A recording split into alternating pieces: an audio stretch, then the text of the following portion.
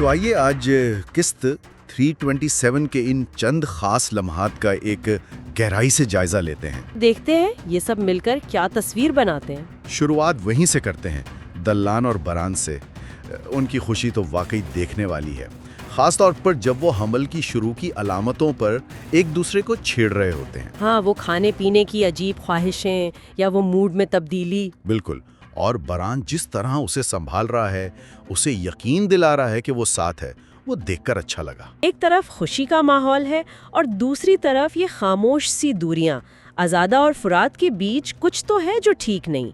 ये आगे जाकर क्या शक्ल इख्तियार करता है, ये देखना होगा। अच्छा, जरा हल्के फुल्के मौजू पर आएं। हारून और यास्मीन।